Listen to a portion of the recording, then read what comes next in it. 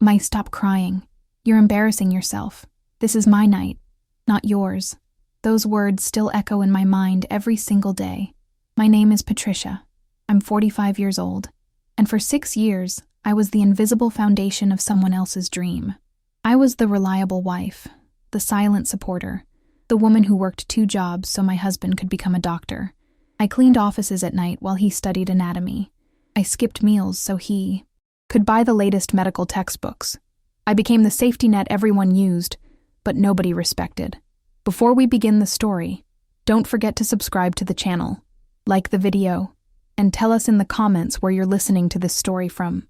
We post new stories every day. The day Marcus graduated from medical school should have been our celebration.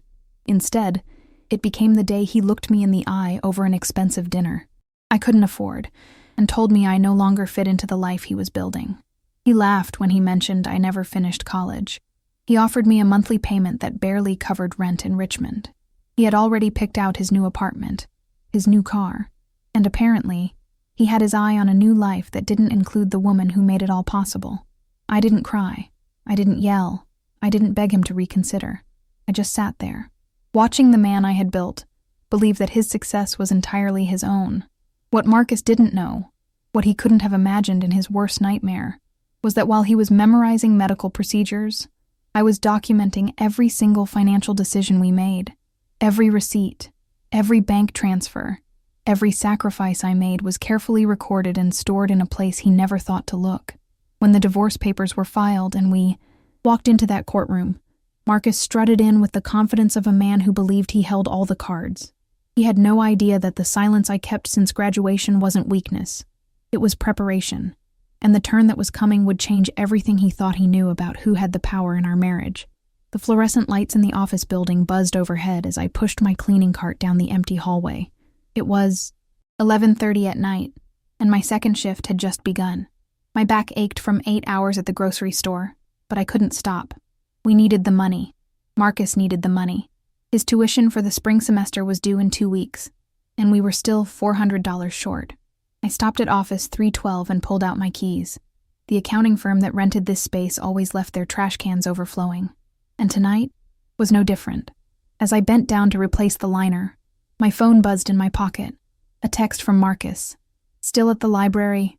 Don't wait up. Big exam tomorrow." I stared at the message for a moment, then slipped the phone back into my pocket without responding. This was our life now. Had been for the past 4 years. He studied. I worked. He dreamed about his future as a physician. I made sure the lights stayed on and the rent got paid. When I first met Marcus, he was working as a paramedic in Richmond. I was 37, divorced from my first husband, and honestly not looking for anything serious. But Marcus had this way of making you feel like you were the most important person in the room. He talked about his dream of becoming a doctor with such passion that you couldn't help but believe in him. He said he had tried to go to medical school right after college but couldn't afford it. He had been saving for years, working double shifts, trying to build up enough money to finally take the leap. "I just need someone who believes in me," he said on our 3rd date, holding my hand across the table at a small Italian restaurant downtown. "Someone who understands that this is temporary, that the struggle now means a better life later, for both of us." I believed him. God help me. I believed every word. We got married 6 months later. Small ceremony, just a few friends, nothing fancy. 2 months after that, Marcus got his acceptance letter from Virginia Commonwealth University School of Medicine. He came home waving that letter like it was a golden ticket, and maybe it was, for him anyway. "This is it, Patricia," he said, spinning me around the kitchen. "This is our chance. 4 years from now, I'll be Dr. Marcus Chen. We'll have everything we ever wanted." 4 years is a long time, I said, trying to smile. "How are we going to manage the tuition?" His smile dimmed just slightly. "I have some savings, and there are loans. We'll figure it out together. That's what marriage is, right? Partnership. Partnership." I held on to that word like a lifeline for the next 6 years. The first year wasn't so bad. Marcus had saved about $15,000, and he took out loans for the rest. I was working full-time as a cashier at the grocery store, and we lived in a small 1-bedroom apartment on the south side of Richmond. It was tight, but we managed. Marcus studied hard, came home tired, but he still made time for us. We'd watch movies on Friday nights, take walks along the canal on Sundays. He'd tell me about his classes, about the professors he liked and the ones he didn't. I'd tell him about the customers at work, the funny things that happened during my shift. "You're my rock," he'd say, kissing my forehead before bed. "I couldn't do this without you." But then the second year started, and everything changed. The loans weren't enough to cover everything. Books alone cost over $1,000 per semester. There were lab fees, equipment fees, exam fees. Marcus needed a reliable car to get to his clinical rotations. Our old sedan died in November, and we had to scramble to buy a used Honda Civic. More debt, more pressure. "I need to focus on school," Marcus said one evening in December. "I can't work and study at the same time. My grades are slipping." "What are you saying?" I asked, though I already knew. "I'm saying I need to quit my weekend shifts at the hospital, just temporarily, just until I get through this semester. Can you pick up some extra hours?" I looked at him sitting at our kitchen table, surrounded by textbooks and notes, dark circles under his eyes. He looked exhausted, overwhelmed, and I loved him. So I said yes. I picked up extra hours. Then I picked up a second job cleaning offices at night. Then I started skipping lunch to save money. Then I stopped buying new clothes. Then I canceled my gym membership, my book club subscription, my monthly hair appointments. One by one, I stripped away every small luxury I had, every little thing that made me feel like a person instead of just a paycheck. Marcus noticed, of course, but he didn't say much. Just a quick thank you here and there, a tired smile when I handed him money for groceries or gas. He was drowning in his studies, and I told myself that was okay. This was temporary. This was the struggle that would lead to a better life. For both of us. By the third year, I was working 70 hours a week. My body ached constantly. I developed chronic headaches from lack of sleep. I started getting stomach pains from stress and irregular eating. But I kept going because Marcus needed me to keep going. Because partnership meant sacrifice. Because I believed in his dream. And slowly, so slowly I barely noticed it happening. Marcus stopped seeing me as his wife and started seeing me as his support system. A function, a means to an end. He stopped asking how my day was. Stopped watching movies with me on Friday nights. Stopped taking walks on Sundays. When I got home from my night shift at 3 a.m, he'd be asleep. When he left for class at 6:30, I'd still be asleep. We were two people living in the same apartment, but existing in completely different worlds. "We just need to get through this," he'd say, on the rare occasions when I tried to talk to him about how distant we'd become. "Once I'm done with school, everything will be better. We'll have time then. We'll have money then. Just a little longer, Patricia, I promise." So I waited. I worked. I sacrificed. I believed. The fourth year brought clinical rotations. Marcus was barely home. He'd leave before dawn and come back after midnight, too exhausted to do anything but collapse into bed. I barely saw him. On the rare evenings when we were both home at the same time, he'd talk about the other medical students, the doctors he was working with, the cases he was seeing. His world was expanding while mine was shrinking to the size of grocery store aisles and dirty office floors. I started noticing changes in him. The way he dressed, the way he talked. He started using medical jargon I didn't understand, speaking with an authority that made me feel small and ignorant. He started mentioning people I'd never met, doctors and residents and fellow students, talking about them like they were his real family while I was just the person who paid the bills. "You wouldn't understand," he'd say, when I asked him to explain something. Not meanly, just matter-of-factly. It's like it was an obvious truth. It's complicated, medical stuff. I let it go. I always let it go. Because partnership meant understanding, meant supporting, meant not adding to his stress. In the 5th year, Marcus started talking about his future plans, where he wanted to do his residency, what kind of medicine he wanted to practice, what kind of life he wanted to build. Notice something. He always said, "I," never, "we." "I'm thinking about applying for a surgery residency," he said one evening, not looking up from his laptop. "The hours are brutal, but the pay is excellent. I could be making $300,000 a year within 5 years of finishing." "That's great," I said, folding laundry on the couch. "Where would we need to move for that?" "Boston, probably. Or maybe New York, somewhere with a top program. Those are expensive cities. I'll be making good money. It won't matter. What about me? What would I do there? He finally looked up, and there was something in his eyes I'd never seen before. Impatience, annoyance. You'd figure something out. You always do. That should have been my first real warning. But I was so tired, so worn down, that I didn't have the energy to fight. I just nodded and went back to folding clothes. The 6th year was the worst. Not because Marcus was cruel or abusive, but because he became completely indifferent. I wasn't his wife anymore. I was the woman who worked 2 jobs to keep the lights on, while he focused on becoming the person he'd always wanted to be, a person who apparently had no room for me in his vision of success. He stopped coming home some nights, said he was staying at the library or crashing at a classmate's place because it was too late to drive. I didn't question it, didn't have the energy, just kept working, kept paying bills, kept existing in the background of his increasingly bright future. Then came graduation day, May 15th, a beautiful spring afternoon in Richmond. I had requested the day off from both jobs, spent money I didn't have on a new dress, got my hair done for the first time in 2 years. I wanted to look nice, wanted Marcus to look at me and remember why he fell in love with me in the first place. I sat in the audience at the convention center, surrounded by families cheering and taking pictures. When Marcus's name was called, and he walked across that stage to receive his diploma, I clapped so hard my hands hurt. I was so proud, so relieved. We had made it. The struggle was over. After the ceremony, Marcus found me in the crowd. He was surrounded by classmates, all of them laughing and celebrating. He introduced me to a few of them. "This is my wife, Patricia," he said, and the way he said it, so flat and perfunctory, made my stomach drop. One of the women, a beautiful young resident with perfect teeth and designer clothes, looked me up and down with barely concealed pity. Oh, how nice. Marcus has told us so much about his journey. His journey, not our journey. We're going to dinner to celebrate, Marcus said, turning back to me. Just you and me.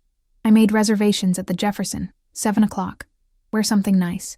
The Jefferson Hotel, one of the fanciest restaurants in Richmond. The kind of place I had only ever seen from the outside. My heart lifted slightly. Maybe this was it. Maybe now that the stress of school was over, we could finally reconnect, finally be a real couple again. I should have known better. I met him at the restaurant at 7. He was already seated, wearing a new suit I'd never seen before. Expensive, tailored. He looked successful, polished, like a completely different person from the exhausted paramedic I'd married 6 years ago. "You look nice," he said when I sat down, but his eyes barely registered me. He was already looking at the menu. We ordered appetizers I couldn't pronounce, wine I didn't recognize, an entree that cost more than I made in 2 days of work. The whole time, Marcus talked about his residency applications, his interviews, his offers. Everything was I, and nothing was we. Finally, over dessert, he put down his fork and looked at me directly for the first time all evening. "Patricia, we need to talk." And that's when my world ended. "I've been thinking about this for a while," Marcus said, his voice calm and measured, like he was delivering a diagnosis to a patient. "About us, about our future, and I think we need to face the reality of our situation." My heart was already pounding.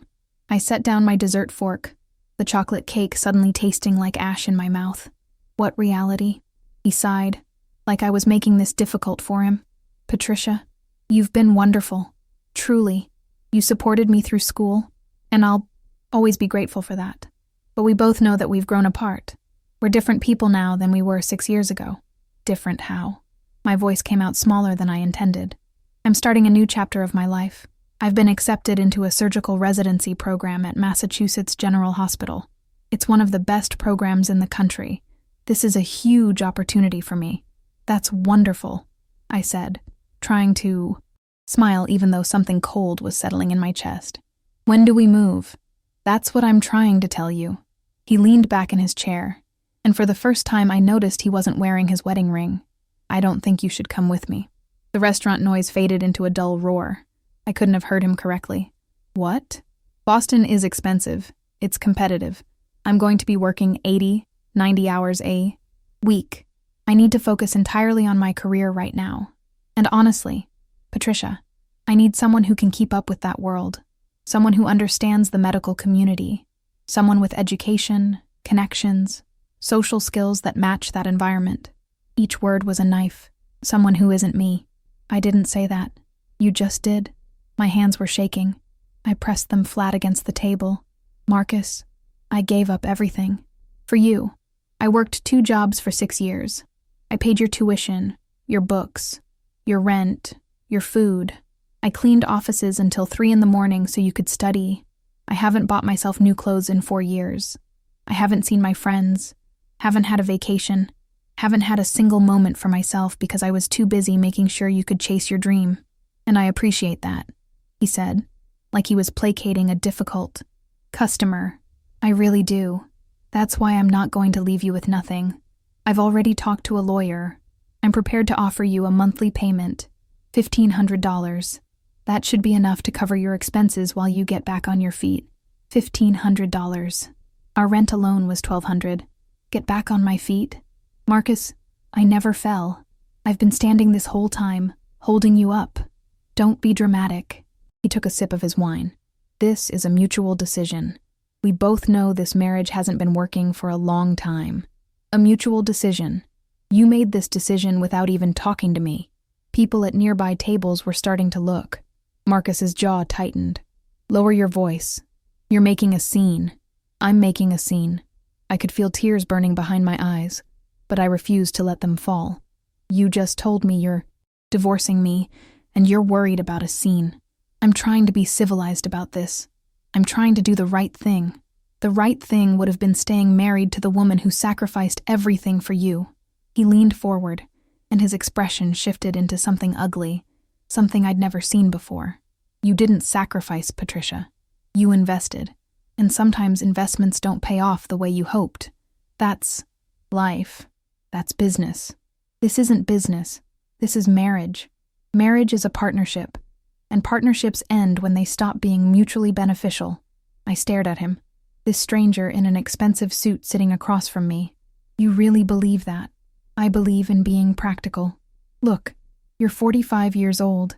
You never finished college. You work as a cashier and a cleaning lady. I'm about to be a surgeon at one of the most prestigious hospitals in the country. We're in completely different places in life. It doesn't make sense to keep pretending we're compatible. We were compatible enough when you needed me to pay your bills. His eyes went cold. I could have gotten loans for everything. I didn't need your money. That was a lie. We both knew it was a lie. He had maxed out every loan he could get. My income was the only thing that kept us afloat.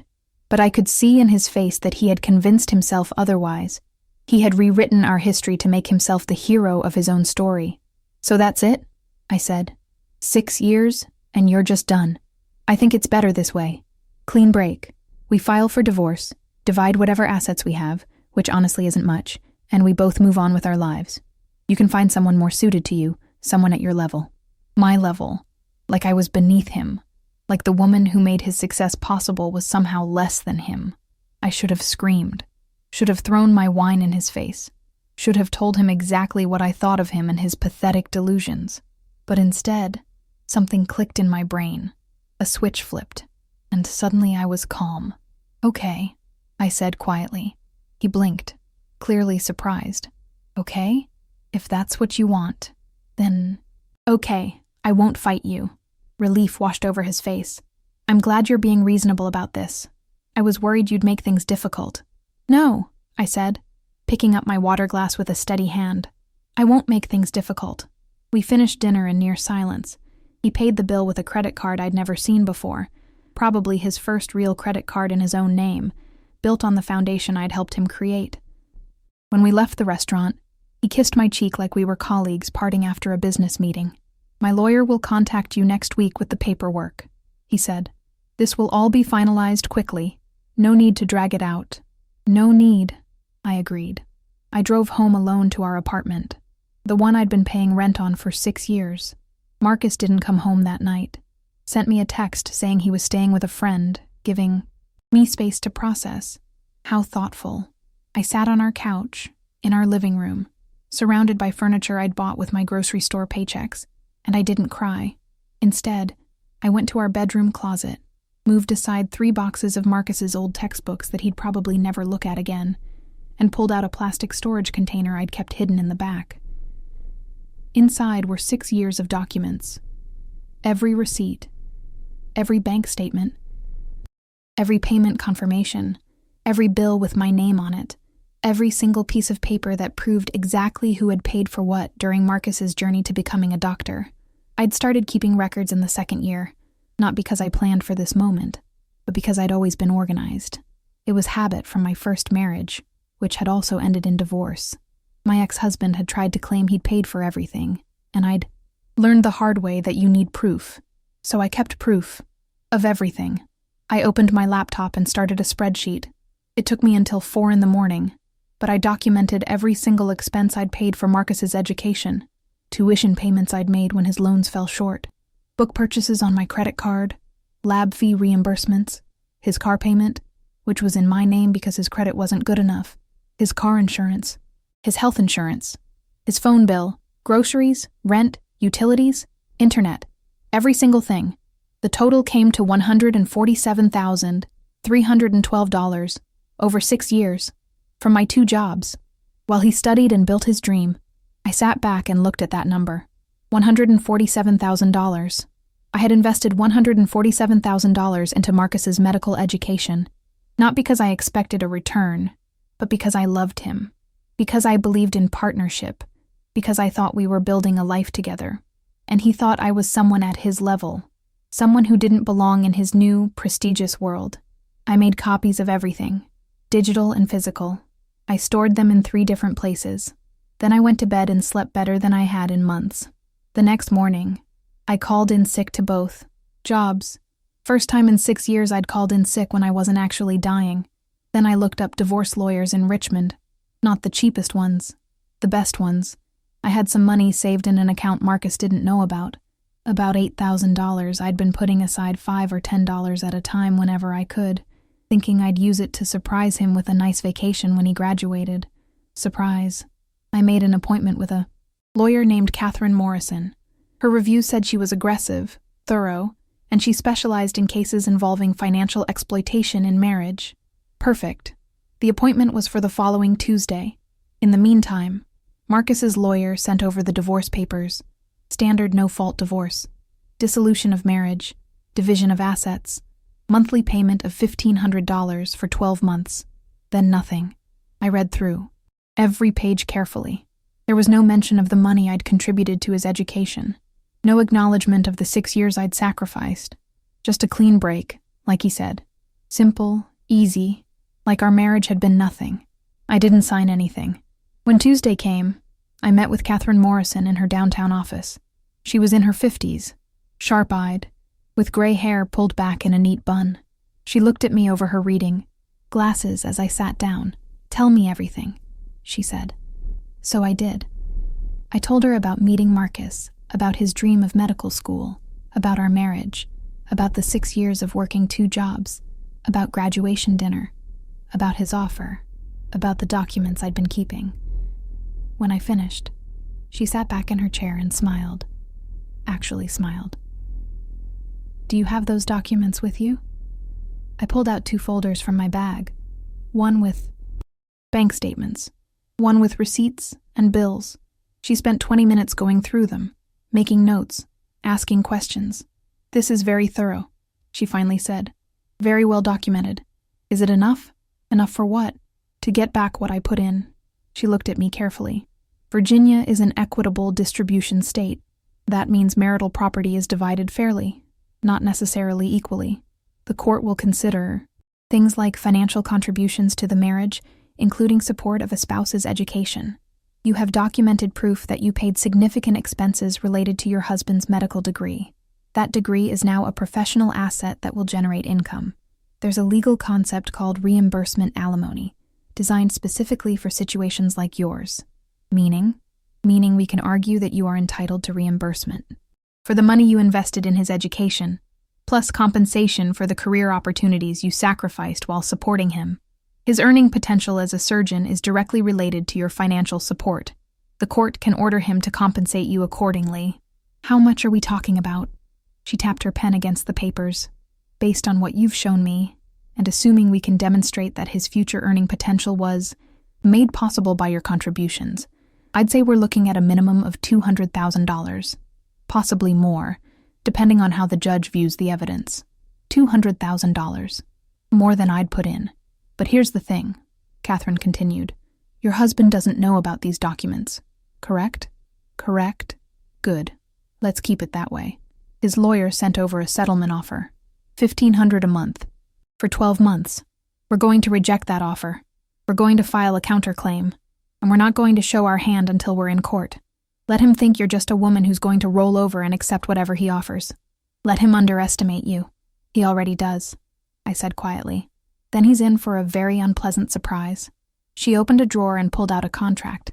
If you hire me, I'm going to fight for every dollar you're owed.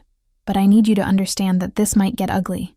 He's going to argue that you're being vindictive, that you're trying to punish him for moving on. His lawyer is going to paint you as bitter and greedy. Are you prepared for that? I thought about Marcus sitting across from me at the Jefferson Hotel, telling me I wasn't good enough for his new life. I thought about 6 years of cleaning offices at 3 in the morning. I thought about skipping meals so he could eat.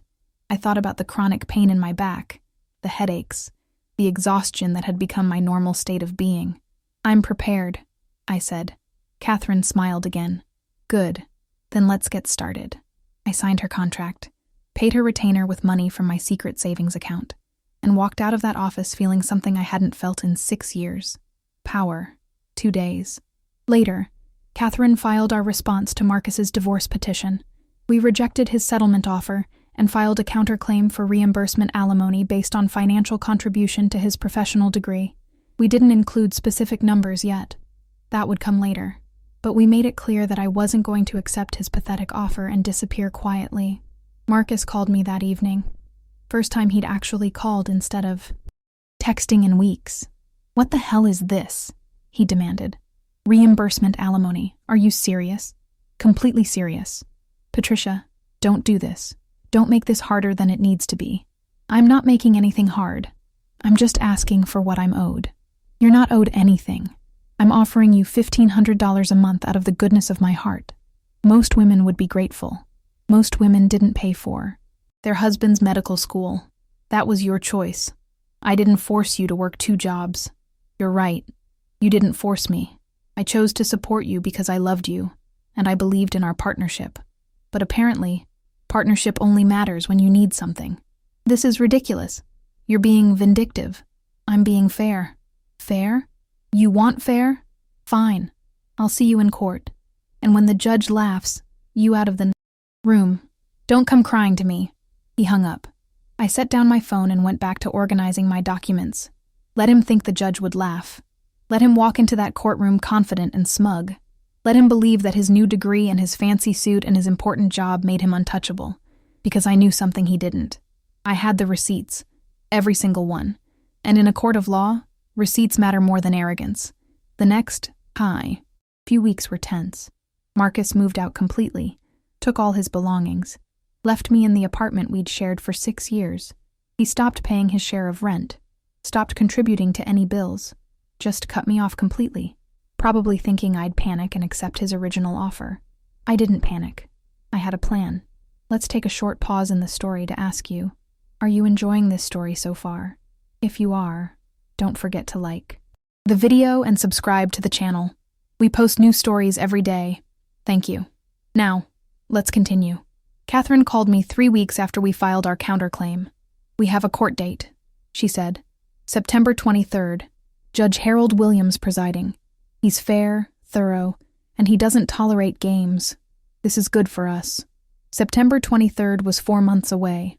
4 months to prepare. 4 months for Marcus to stew in his anger and underestimate me. 4 months for me to build the strongest case possible. What do I need to do? I asked. Keep documenting everything. Every interaction with Marcus. Every expense. Every detail. I want a timeline of your entire marriage. Write down everything you remember about who paid for what, when, and why. The more detail we have, the stronger our case. So that's what I did. I took a notebook and started writing, not just financial records, but memories. The day Marcus got his acceptance letter, and we celebrated with cheap champagne. The night I came home from my first shift cleaning offices and found him asleep at the kitchen table, surrounded by anatomy textbooks. The time his car broke down and I used my emergency savings to fix it so he wouldn't miss his clinical rotation. The Christmas I told him not to buy me anything because we needed the money for his textbooks. Every sacrifice, every moment, every choice I made to put his dream ahead of my own needs. It took me 2 weeks to fill that notebook. When I was done, I had a complete picture of our marriage from my perspective, and it was nothing like the story Marcus had been telling himself. I also started taking better care of myself. For 6 years, I'd been running on fumes, too exhausted to think about my own health. Now I had time. I wasn't working 80 hours a week anymore. I'd quit the cleaning job the day after I hired Catherine, kept my position at the grocery store because I still needed income. But 40 hours a week felt like a vacation compared to what I'd been doing. I started sleeping normal hours, started eating regular meals, started taking walks in the evening, something I hadn't done in years. My body slowly began to recover from the chronic stress and exhaustion. The headaches became less frequent. The stomach pains eased. I started to feel like a human being again instead of just a machine designed to generate income. And something else happened. I started to get angry. For 6 years, I'd been so focused on survival, on just getting through each day, that I hadn't allowed myself to feel the full weight of what was happening. But now, with space to breathe and think, the anger came, hot and sharp and clarifying. Marcus had used me. There was no other word for it. He had taken my love, my labor, my money, my time, and he had used it all to build himself into someone who thought he was too good for me. He had let me sacrifice everything while he studied and networked and planned his future, a future that never included me. And when he didn't need me anymore, he had discarded me like trash, offered me barely enough money to survive and expected me to be grateful, expected me to disappear quietly so he could start his new prestigious life without the embarrassment of a wife who cleaned offices and rang up groceries. The anger was useful. It kept me focused. It reminded me why I was fighting. In July, Catherine scheduled a deposition. Marcus had to answer questions under oath about our marriage, our finances, his education expenses. I wasn't allowed to be in the room, but Catherine recorded everything and played it for me later. Listening to that recording was surreal. Marcus sat there in his expensive suit, answering questions with the calm authority of someone who believed he'd already won. When asked about my financial contributions to his education, he downplayed everything. Patricia worked, yes, but so did I for the first year. And I took out substantial loans. Her income helped, but it wasn't essential. I would have found a way regardless. When asked about the specific amounts I'd paid for tuition, books, and fees, he said, I don't recall exact amounts. We shared expenses like any married couple. I don't think she paid significantly more than I did. When asked why he wanted a divorce, he said, we grew apart. It happens. Our lives went in different directions. I'm starting a demanding career, and Patricia isn't equipped to be part of that world. It's better for both of us to move on, not equipped. Like I was defective. Like the woman who made his career possible was somehow inadequate. Catherine paused the recording and looked at me. He's lying. We know he's lying. The question is, can we prove it definitively? I have bank statements showing every payment I made. Credit, card records, canceled checks, payment confirmations, everything. Good. Because he just committed perjury. He said under oath that you didn't pay significantly more than he did. We're going to prove that's false. And when we do, the judge is going to question everything else he says. The next month, we prepared for trial. Catherine hired a forensic accountant to analyze all my financial records and create a comprehensive report, showing exactly how much money I'd contributed to Marcus's education and living expenses during medical school. The accountant, a meticulous woman named Dr. Ellen Price, spent 3 weeks going through everything. Her final report was devastating. To Marcus, anyway. According to Dr. Price's analysis, over the 6 years of Marcus's medical education, I had contributed $147,312 to our household expenses, of which approximately $112,000 went directly to Marcus's education-related costs. tuition payments when loans fell short, books, equipment, fees, his car payment and insurance, his portion of rent and utilities while he wasn't working. Meanwhile, Marcus's financial contribution during the same period was $34,000, most of it in the first year before he quit his job. I had paid more than 4 times what he had, and he had testified under oath that we'd contributed equally. "This is gold," Catherine said, holding up the report. "Absolute gold. His credibility is destroyed. Now we just need to establish the value of the degree you helped him earn." That was trickier. We couldn't put a price on the medical degree itself, but we could demonstrate its earning potential. Catherine hired an expert witness, a career consultant who specialized in physician compensation. He testified that a surgical resident starting at Massachusetts General Hospital could expect to earn approximately $70,000 a year during residency, then between $300,000 and $500,000 annually once in practice. Over a 30-year career, Marcus would likely earn more than $10 million, all made possible by the degree I'd helped him obtain. "We're not asking for half of his future earnings," Catherine explained. "That would be unreasonable. But we are asking for fair compensation for your investment in his education, and for the career opportunities you sacrificed while supporting him. You worked 80 hours a week for 6 years. You couldn't pursue your own education or career advancement because you were too busy keeping him afloat. That has value." August came. I was getting nervous. The trial was only a month away. Marcus had stopped communicating with me entirely, working through his lawyer for everything. I heard through mutual friends that he was furious, that he was telling everyone I was trying to ruin him, that I was a bitter woman who couldn't accept that our marriage was over. Let him talk. Words didn't matter. Evidence mattered. Then, 3 weeks before trial, something unexpected happened. Marcus's lawyer contacted Catherine with a new settlement offer. $75,000, paid over 5 years. No admission of wrongdoing. Clean break. Catherine called me immediately. "It's not enough, not even close. But the fact that they're offering more means they're worried. They've seen our evidence and they know they're in trouble. What should we do? We reject it, and we don't counter. We let them sweat. We go to trial and we make them face what they did." I trusted Catherine completely by this point. "Reject it," I said. We rejected the offer. 2 days later, they came back with $100,000. We rejected that too. Then $125,000. Then $150,000. Which was almost exactly what I'd put in, but it didn't account for the years I'd lost, the opportunities I'd missed, the career advancement I'd sacrificed. "They're panicking," Catherine said. "Marcus probably just realized that a public trial means public records. It means people finding out exactly how he treated you. It means his new colleagues and employers potentially learning that he built his success on the back of a wife he then threw away. That's not a good look for someone trying to build a prestigious career." "Good," I said. "Let him panic." We went silent, didn't respond to any more offers, just prepared for trial. September arrived, the week before our court date. I barely slept. I kept going over everything in my mind. What if the judge didn't believe me? What if Marcus's lawyer found some loophole?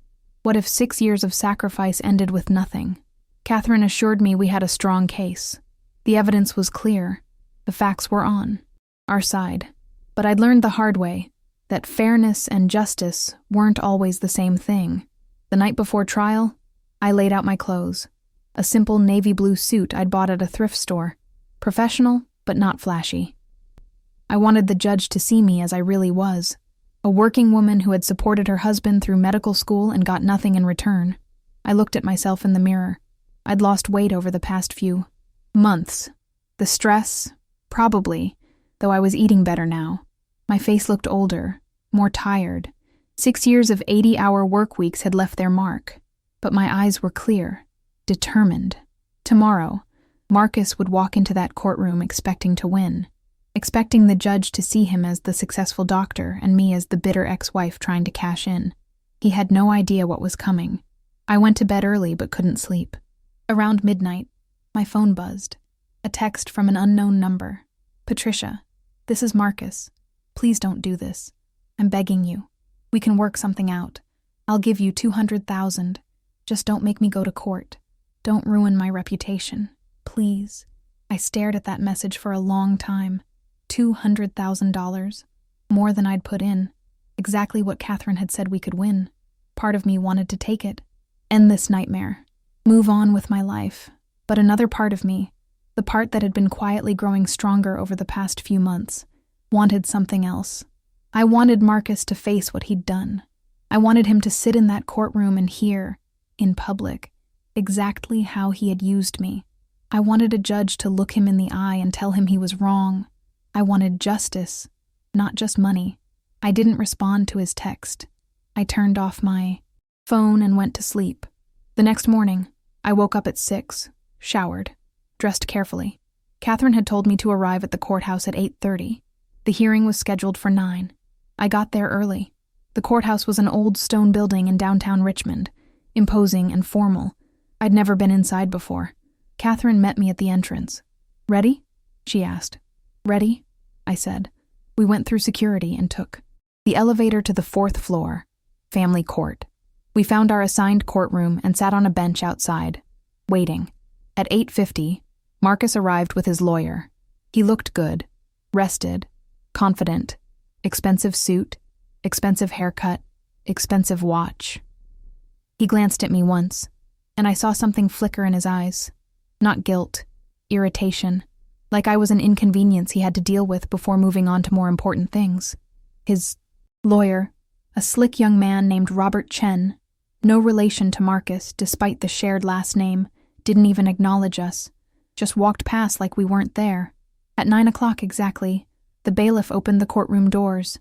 "Chen versus Chen, please enter." This was it. Everything I'd worked for over the past 4 months came down to what happened in the next few hours. We walked into the courtroom. Judge Harold Williams was already seated at the bench, reviewing papers. He was in his 60s, gray-haired, stern-looking. He didn't look up as we took our seats. Marcus sat at the defendant's table with his lawyer. I sat at the plaintiff's table with Catherine, 20 feet apart, but it felt like miles. The judge finally looked up. "Good morning. We're here for the dissolution of marriage between Patricia Chen and Marcus Chen, with a dispute over property. Division and spousal support. Counsel. Are both parties ready to proceed?" "Yes, Your Honor," Catherine said. "Yes, Your Honor," Robert said. "Very well. Let's begin." And just like that, the battle started. Catherine stood first. "Your Honor, this case is about a woman who invested 6 years of her life and over $140,000 supporting her husband through medical school, only to be discarded the moment he no longer needed her financial support. The evidence will show that Patricia Chen made extraordinary sacrifices to enable her husband's education, and that she is entitled to fair compensation for those contributions." Robert Chen stood next. "Your Honor, this is a straightforward divorce between 2 adults who grew apart. My client has offered generous spousal support, which the plaintiff has repeatedly rejected. This is not about fairness. This is about a vindictive ex-wife trying to punish a successful man for moving on with his life." Judge Williams looked between them. "I've reviewed the preliminary filings. There seems to be significant disagreement about the financial contributions each party made during the marriage. Let's start with that. Ms. Morrison, call your first witness." I call Patricia Chen to the stand. My legs felt weak as I stood and walked to the witness box. The bailiff had me raise my right hand and swear to tell the truth. I sat down, and Catherine approached. "Please state your name for the record." "Patricia Ann Chen." "How long were you married to the defendant?" 6 years and 2 months. "During that time, what was your employment?" "I worked full-time as a cashier at Richmond Food Mart, and for 5 years, I also worked nights cleaning offices for Summit Cleaning Services." "How many hours per week did you work?" "Between both jobs, approximately 70 to 80 hours per week." Catherine walked to her table and picked up a folder. "I'm entering into Evidence Exhibit A, a financial analysis prepared by Dr. Ellen Price, a certified forensic accountant. Dr. Price reviewed 6 years of bank statements, credit card records, and payment receipts. Patricia, according to this analysis, how much money did you contribute to household expenses during your marriage?" $147,312. A murmur went through the courtroom. Judge Williams looked up sharply. "And of that amount, how much went directly to your husband's medical education expenses?" "Approximately $112,000. Tuition payments, books, lab fees, equipment, his car payment since the loan was in my name, his insurance, his share of living expenses while he wasn't working. Why did you pay these expenses? Because Marcus couldn't. His student loans didn't cover everything, and he needed to focus on his studies. I loved him. I wanted to support his dream. I thought we were building a future together. When did you learn that your husband wanted a divorce? The evening of his medical school graduation, May 15th. He took me to dinner and told me I no longer fit into his new life. What reason did he give? He said I wasn't educated enough, that I didn't have the social skills or connections for the world he was entering. He said I was at a different level than him. Catherine let that hang in the air for a moment. Did he offer you any compensation for the money you'd invested in his education? $1,500 per month for 12 months. Then nothing. $18,000 total. Yes. After you'd contributed $147,000 to support him. Yes. Catherine walked back to her table. No further questions, Your Honor. Robert Chen stood up, buttoning his suit jacket. He approached me with a condescending smile. Mrs. Chen, you testified that you contributed $147,000 over 6 years. That's approximately $24,000 per year. Working 80 hours per week at minimum wage would generate approximately $30,000 per year. Where did the rest of your income go? My own living expenses. Food, clothing, transportation, personal items. So you kept some money for yourself. I kept enough to survive. You also testified that your husband couldn't pay for his expenses, but he took out student loans, correct? Yes, but they weren't enough to cover everything. How do you know they weren't enough? Because we ran the numbers together. The loans covered tuition and some fees, but not books, not equipment, not living expenses. Did you ever ask your husband to get a job to help pay for these things? He had a job the first year, but his grades were suffering, and he needed to focus on school. So it was your decision to support him completely. It was our decision, as a couple, but you made that choice freely. Nobody forced you to work 2 jobs. I did it because I loved him and believed in our partnership. Robert smiled like he'd won a point. You used the past tense. Loved, believed. When did you stop loving your husband, Mrs. Chen? I looked him in the eye. When he told me I wasn't good enough for him. When he reduced 6 years of sacrifice to a monthly payment that barely covered rent. When he made it clear that he saw me as an investment that didn't pay off rather than as his wife. The smile faded. No further questions. I stepped down from the witness stand and returned to my seat. Catherine squeezed my hand under the table. Next, Catherine called Dr. Ellen Price to the stand. The forensic accountant walked through her analysis in excruciating detail. Every payment I'd made, every expense Marcus had incurred, the massive disparity between our contributions. She had charts and graphs and spreadsheets. It was damning. Robert Chen tried to poke holes in her analysis, but Dr. Price was unshakable. The numbers were the numbers. There was no ambiguity. Then Catherine called the career consultant, who testified about physician earning potential. He explained that Marcus, as a surgical resident at a prestigious program, was on track to earn millions over his career, that the medical degree I'd helped finance was the foundation of that earning potential. By lunch recess, I felt like we were winning. The evidence was clear. The judge was paying close attention, taking notes, asking pointed questions. But I knew Robert Chen hadn't played his trump card yet.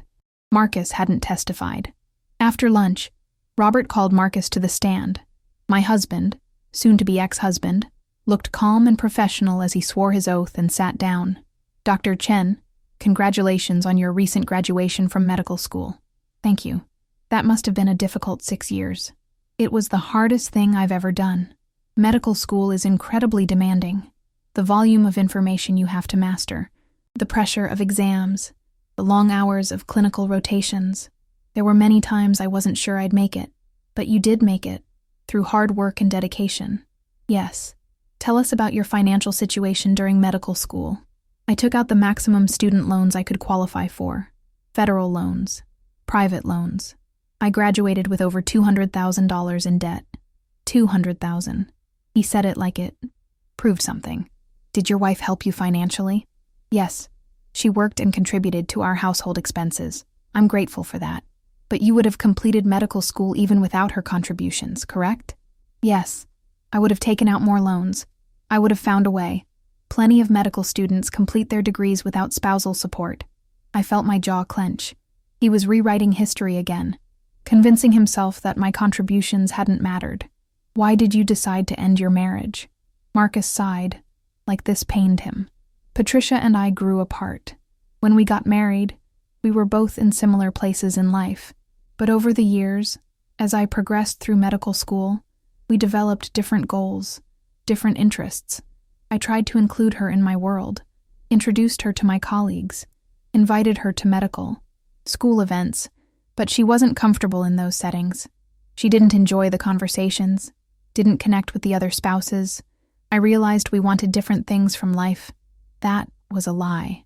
He'd never invited me to a single event, never introduced me to anyone unless he absolutely had to. Was the divorce decision mutual? I hoped it would be. I tried to have an honest conversation with Patricia about our future. I offered her fair support, but she became angry and vindictive. She hired an aggressive lawyer and started making unreasonable demands. What kind of demands? She wants $200,000. Claims she's entitled to it because she helped pay some bills while I was in school. It's absurd.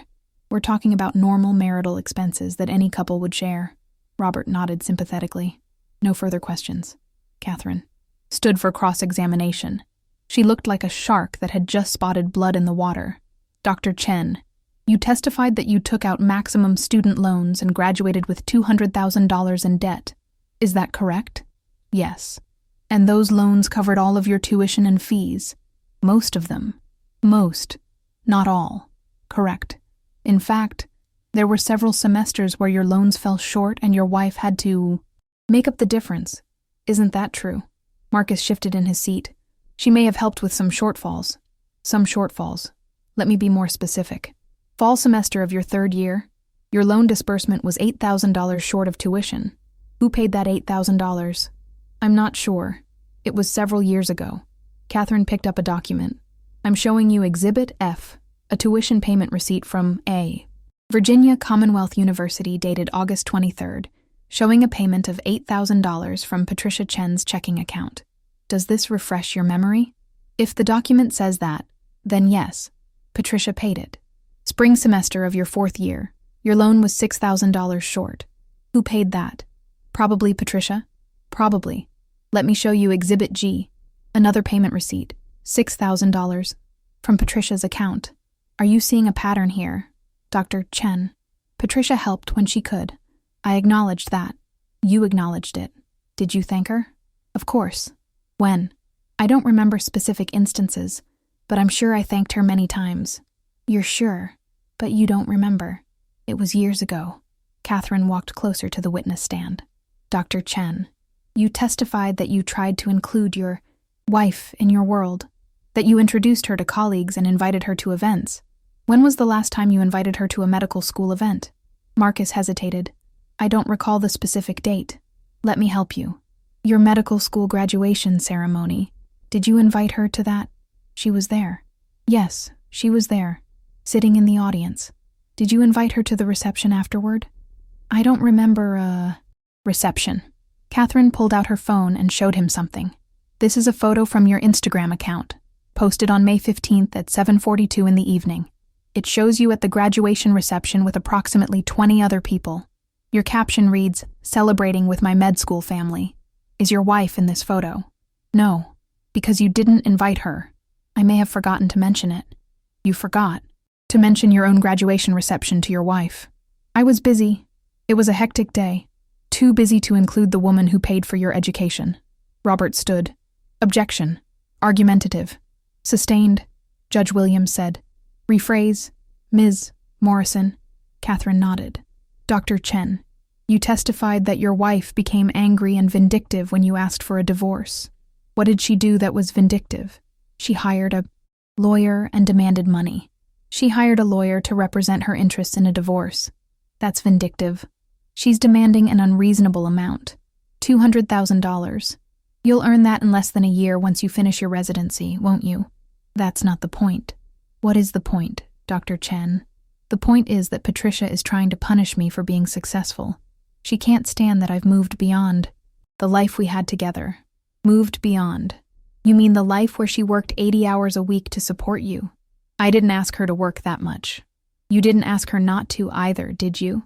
You were happy to accept her money when you needed it. You just don't want to pay her back now that you don't. Objection. Robert was on his feet. Counsel is testifying. Withdrawn. Catherine smiled. Let me ask you directly. Dr. Chen, do you believe your wife is entitled to any compensation for the money she contributed to your education? I offered her $18,000. $18,000. When she contributed $112,000. Do you think that's fair? I think it's generous considering we're divorcing. You think it's generous to offer back 16% of what someone invested in you. Marcus's face was reddening. I think Patricia needs to accept reality. Our marriage is over. She needs to move on with her life instead of trying to take mine apart. Your life. The life she built for you. Nobody built my life but me. I'm the one who studied. I'm the one who took the exams. I'm the one who earned the degree. With her money. With student loans and some help from my wife. Like thousands of other medical students. Except most medical, students don't have a wife who pays over $100,000 and then gets offered $18,000 in return. Marcus leaned forward. Most medical students don't have a wife who turns into a greedy opportunist the moment the marriage ends. The courtroom went silent. Catherine smiled. No further questions, Your Honor. Marcus stepped down from the witness stand. His face flushed. He'd lost his temper. Shown his true feelings. Called me greedy for wanting back what I'd given him. Judge Williams looked at both lawyers. Any additional witnesses? No, Your Honor, Catherine said. No, Your Honor, Robert said. Very well. Closing arguments. Miss Morrison. Catherine stood and faced the judge. Your Honor, the evidence in this case is clear and unambiguous. Patricia Chen contributed $147,000 to her household during 6 years of marriage. The majority of that money went directly to financing her husband's medical education. She worked 2 jobs, sacrificed her own career opportunities, and dedicated herself entirely to supporting his dream. And when he no longer needed her, he offered her barely enough money to survive for 1 year and told her she wasn't good enough for his new life. This isn't about vindictiveness. This is about fairness. Patricia is asking for $200,000, which represents compensation for her financial investment, plus recognition of the career opportunities she sacrificed. Dr. Chen will earn that amount in less than 1 year. Patricia worked 6 years to give him the foundation for that career. She deserves to be compensated fairly. Robert Chen stood. Your Honor, this is an emotional argument, not a legal one. Marriage is a partnership where both parties contribute in different ways.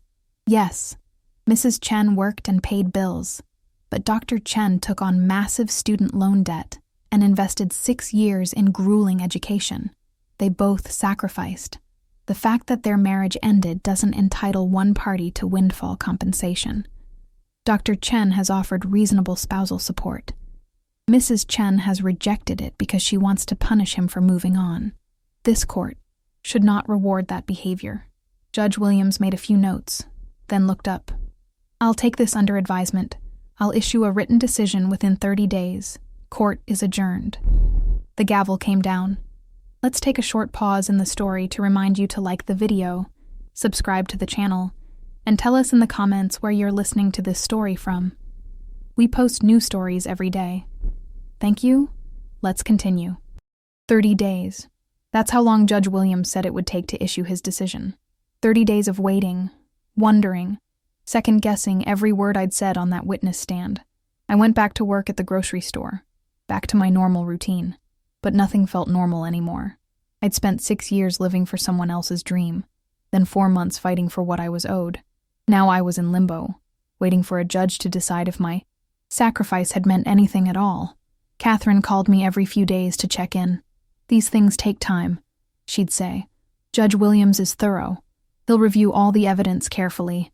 Try not to worry. Easy for her to say. I heard through mutual friends that Marcus had started his residency in Boston. Apparently, he'd moved into a luxury apartment in Back Bay, bought a new car, was posting photos on social media of his exciting new life. Meanwhile, I was still living in our old apartment in Richmond, still working at a grocery store, still driving the same beat-up car I'd had for 8 years. But I wasn't bitter, not anymore. I was just tired of fighting, tired of waiting, tired of having my entire future depend on what one judge thought about my marriage. 3 weeks into the wait, something unexpected happened. I was working the evening shift when a woman approached my register. She was in her 60s, well-dressed, carrying just a few items. As I rang up her purchases, she looked at me carefully. "You're Patricia Chen, aren't you?" I froze. "Yes. Do I know you?" "No, but I know who you are. I'm Dr. Susan Bradford. I was one of Marcus's professors at VCU." My stomach dropped. "Oh," she smiled gently. "I want you to know that not everyone thinks the way he does. I've taught medical students for 30 years, and I've seen this pattern before. Young doctors who forget the people who helped them get there. It's shameful." I didn't know what to say. "Thank you for saying that. I testified in a similar case about 10 years ago. A surgical resident who divorced his wife immediately after graduating. She'd worked 3 jobs to support him. The judge awarded her significant compensation, and rightfully so. These young physicians need to understand that success doesn't happen in a vacuum. Someone always pays the price. She paid for her groceries and left, but her words stayed with me. I wasn't alone. This had happened to other women, and at least some of those women had won. On day 28, Catherine called. "The judge's clerk just contacted me. Decision will be issued tomorrow at 10 in the morning. We need to be at the courthouse." I barely slept that night. I kept running through every possibility. What if the judge sided with Marcus? What if he decided I wasn't entitled to anything beyond the $18,000 offer? What if 6 years of sacrifice ended with nothing? But there was another possibility too. What if I won? What if the judge saw the truth and ruled in my favor? What would that mean for my future? The next morning, I put on the same navy suit I'd worn to trial. Catherine met me outside the courthouse at 9:30. We didn't talk much. There wasn't anything left to say. Everything that mattered was in the judge's decision. At exactly 10 o'clock, we were called into Judge Williams' courtroom. Marcus was already there with Robert Chen. He looked confident, relaxed, like a man who knew he was about to win. Judge Williams entered and we all stood. He sat down, adjusted his glasses, and picked up a document. "I've reviewed all the evidence and testimony in this case," he began, "and I've reached a decision on the property division and spousal support issues.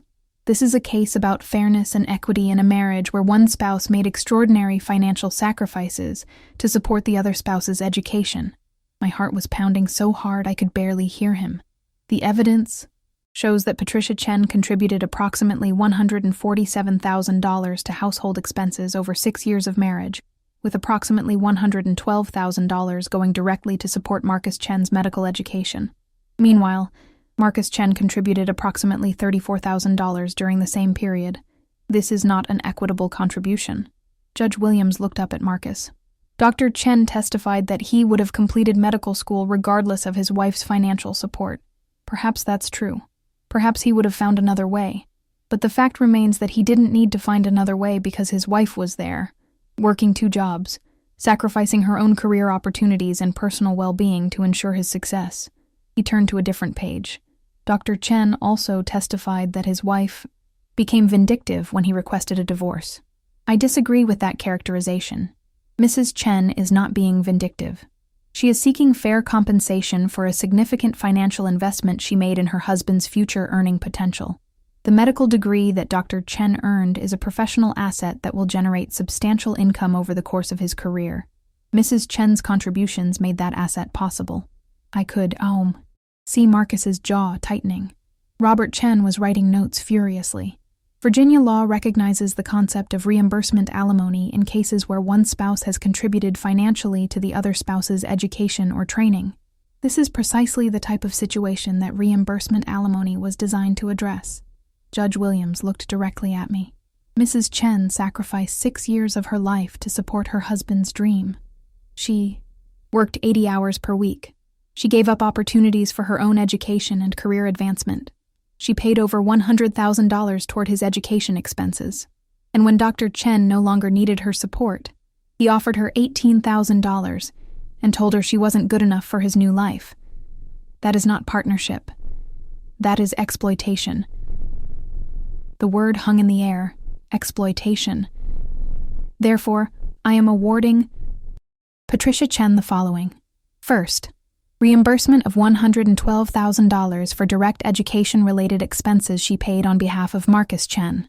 Second, an additional $100,000 in compensatory alimony to account for the career opportunities and personal advancement she sacrificed during the 6 years she supported his education.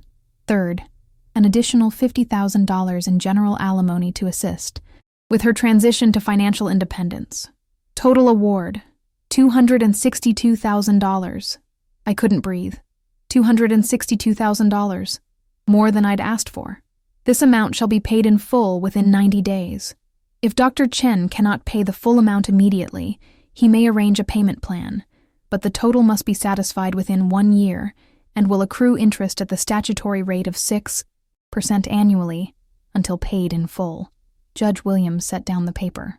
Additionally, I am ordering Dr. Chen to pay Mrs. Chen's legal fees in the amount of $18,000, as I find that his initial settlement offer was unreasonably low and forced Mrs. Chen to pursue litigation to obtain fair compensation. Marcus was staring at the judge in disbelief. His face had gone pale. Dr. Chen, I want to be very clear about something. You have extraordinary earning potential ahead of you. You will recover from this financial obligation quickly. Mrs. Chen, on the other hand, gave up 6 years of her life and her own opportunities. Money cannot fully compensate for that sacrifice, but it can provide her with options and security that she wouldn't have otherwise. This court finds that the award is fair and appropriate given the circumstances. He looked at both of us. The marriage of Patricia Chen and Marcus Chen is hereby dissolved. All property division and support obligations are as stated in this order. This court is adjourned. The gavel came down.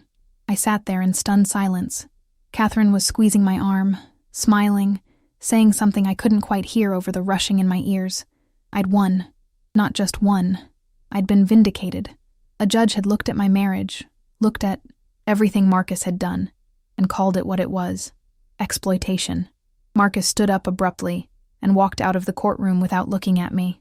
Robert Chen gathered his papers quickly and followed.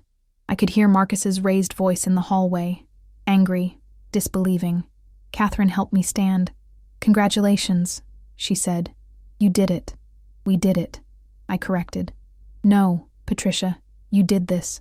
You kept those records. You documented everything. You had the courage to fight back when most women would have just accepted the bad deal and walked away. You stood up for yourself. That's all you..." We walked out of the courtroom together. In the hallway, Marcus was on his phone, pacing, talking rapidly. I caught fragments of his conversation. Appeal. Ridiculous. Biased judge. He could appeal if he wanted. Catherine had already told me that appeals rarely succeeded unless there was a clear legal error, and Judge Williams had been meticulous in his decision. Marcus would spend more money on lawyers and probably end up paying the same amount anyway. I walked past him without a word. I had nothing left to say to him. 3 months later, I received a cashier's check for $280,000, $262,000 from the judgment, plus $18,000 for my legal fees. Marcus had paid in full rather than drag it out over a year. I sat at my kitchen table and stared at that check for a long time. It was more money than I'd ever had at one time in my entire life. More money than I'd made in 3 years of working both jobs. Catherine had told me to think carefully about what I wanted to do with it. Invest it. Use it wisely. It was a chance to build a new life. I thought about what that life might look like. For 6 years, I'd lived for someone else, worked for someone else's dream, sacrificed for someone else's future. Now, for the first time in a long time, I could think about what I wanted. I'd always wanted to go back to school. I dropped out of college at 21 when my first marriage fell apart, and I needed to work full-time. I'd always planned to go back someday, but someday never came. There was always something more urgent, a bill to pay, someone else's need to meet. But now I had options. I enrolled at Virginia Commonwealth University that fall, started taking classes toward a business degree. I was 46 years old, sitting in classrooms with students half my age, and I didn't care. I was finally doing something for myself. I kept working at the grocery store part-time, not because I had to, but because I liked it. I liked the routine. I liked the customers. It kept me grounded. I moved out of the apartment Marcus and I had shared and found a small house to rent in a quiet neighborhood. Nothing fancy, but it was mine. I decorated it the way I wanted, bought furniture I liked, planted flowers in the front yard. I started seeing a therapist to work through everything that had happened. The exploitation, as Judge Williams had called it. The years of being invisible. The moment when the person I loved most told me I wasn't good enough. It took time, but slowly, I started to heal. I heard through friends that Marcus had gotten engaged. Some resident he worked with in Boston, young, educated, from a wealthy family. Exactly the kind of woman he thought he deserved. I felt nothing when I heard that news. No anger, no jealousy, no regret. Marcus was someone else's problem now. A year after the divorce was finalized, I was sitting in a coffee shop near campus, studying for an accounting exam, when someone sat down across from me. Patricia. I looked up. It was Dr. Susan Bradford, the professor who'd spoken to me in the grocery store. Dr. Bradford, hi. Please, call me Susan. I saw you around campus and wondered if it was you. Are you a student here? I am. Business major.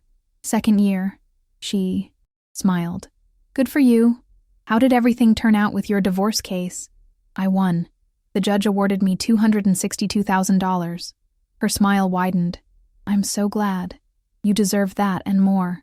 It gave me the chance to start over, to build something for myself. That's exactly what you should do. She paused. You know, I teach a course on healthcare economics.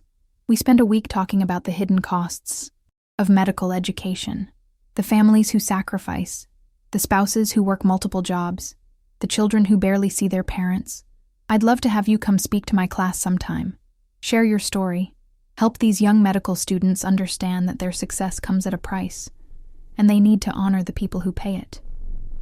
I thought about that. Standing in front of a classroom full of future doctors, telling them what it felt like. To be used and discarded, warning them not to become people like Marcus. I'd like that, I said, and I did. I spoke to her class the following semester, told my story, watched those young faces react with shock, sympathy, anger. Several students came up to me afterward and thanked me, said they'd never thought about it that way, said they'd make sure to appreciate the people who supported them. Maybe I changed some minds that day. Maybe I prevented another woman from going through what I went through. Or maybe those students forgot my story the moment they left the classroom. I don't know, but I know this. I survived. I fought back. I won. Marcus took my 6 best years and turned them into his dream career. But I took what was left and built something too, something that belongs only to me. I'm 51 now, 5 years after the divorce. I graduated with my business degree 3 years ago, and now I work as a financial advisor, helping women plan for their futures and protect themselves financially. I bought my own house. I have a good life, a peaceful life, a life that's entirely mine. Sometimes former clients ask me if I ever think about dating again, if I'm lonely, if I want to find someone new. The truth is, I'm not looking. Maybe someday. But right now, I'm content with my own company. I spent too many years making myself small to fit into someone else's life. I'm done with that. I'm enough, exactly as I am. And if Marcus ever thinks about me, if he ever wonders whether I'm okay, I hope someone tells him the truth. I'm better than okay. I'm free.